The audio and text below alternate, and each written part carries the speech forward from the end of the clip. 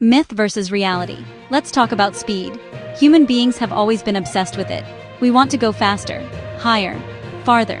Ask for the fastest jet-powered aircraft and you get many answers. Sleek spy planes, experimental rockets. But myth and reality often get blurred. The claim, the X-43A was the fastest jet-powered aircraft ever flown. But was it really a jet as we normally think of one? And what does fastest really mean? This story is more than a number. It's about rewriting the rules of flight itself. The X-43A was not a plane you could buy a ticket for. It was never intended to carry people or cargo.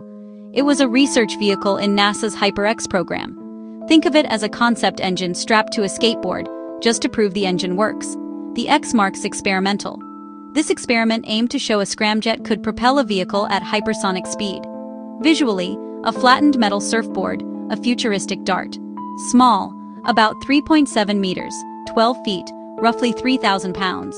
No cockpit, no windows, no landing gear. It was never designed to land. Its mission ended in the ocean. A waverider, surfing its own shockwave for lift. Built to prove a new way to fly. At the heart of the X-43A was a scramjet, supersonic combustion ramjet. A ramjet has no major moving parts. Forward motion rams air in, mixes with fuel, ignites. Unlike the spinning turbines of an airliner. But a traditional ramjet slows air to subsonic for combustion, adding heat and drag. At hypersonic speed, that becomes a practical speed limit. A scramjet keeps airflow supersonic through the entire engine. The vehicle shape compresses fast-moving air without slowing it below Mach 1. Lighting a match in a hurricane, that is scramjet combustion. Fuel must inject, mix, and ignite in milliseconds, before the flow blows the flame out the back. Hence, supersonic combustion ramjet. The X-43A's nose and belly were the first compression surfaces. The engine was a shaped duct in the underbelly. Hot gases pressed on the rear underside, acting like a nozzle to make thrust. Unlike podded jets, airframe and engine were one. It was a flying engine. Scramjets don't work at low speed, so the X-43A needed a high-speed boost to wake it up. The X-43A couldn't take off from a runway. It needed an aerial ballet. A modified B-52 served as the mothership. The scramjet vehicle rode a Pegasus booster under the wing. From Edwards AFB to restricted airspace over the Pacific, up to about 40,000 feet. Countdown. A gentle dive added momentum. Release. Seconds later, Pegasus ignited, accelerating hard through Mach to hypersonic.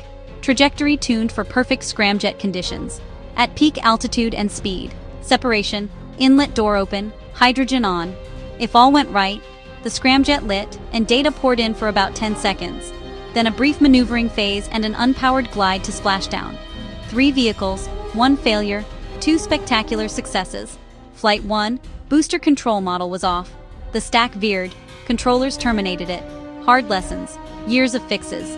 Flight 2, success. Scramjet thrust for about 11 seconds. It reached Mach 683, about 7,400 km/h, 4,600 mph, a world record for an air-breathing jet-powered aircraft. Flight 3 aimed at Mach 10, flawless launch, Pegasus to about 110,000 feet. The X-43A hit Mach 9.6, nearly 11,000 km/h, almost 7,000 mph, about 10 seconds of engine burn, and a lasting record. At hypersonic speed, physics turns unforgiving. Leading edges can reach about 2,000 degrees Celsius, hot enough to melt steel. Special nickel alloys and a carbon-carbon nose cap, like space shuttle materials, survive the heat. Combustion is brutal. Fuel must ignite and burn in thousandths of a second. Instability can snuff the flame, or trigger an unstart that wrecks the engine. At Mach 9, tiny inputs create immense forces. Stability is everything. Flight controls compute thousands of times per second to hold the path. The X-43A packed over 850 sensors, temperature, pressure, strain, more. They needed shielding from furnace heat and violent vibration. Telemetry had to stream cleanly in real time, for only seconds, while the scramjet ran. The victory wasn't just flight, it was gathering pristine data in the harshest regime.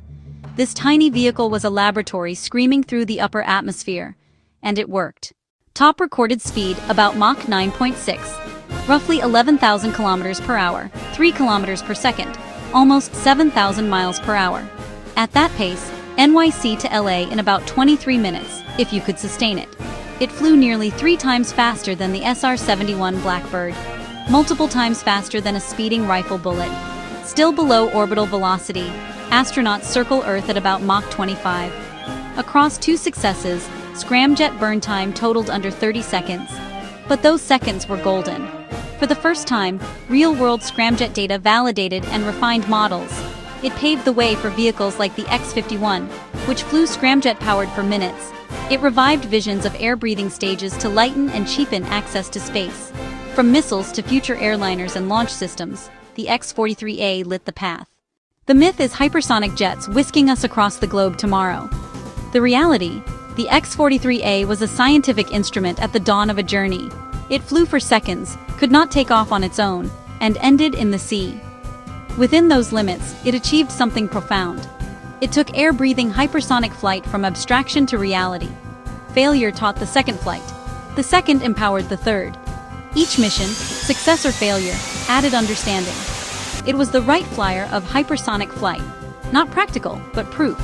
Its legacy lives in today's research and tomorrow's engineers. Challenges remain. Managing heat and engines that work across vast speed ranges.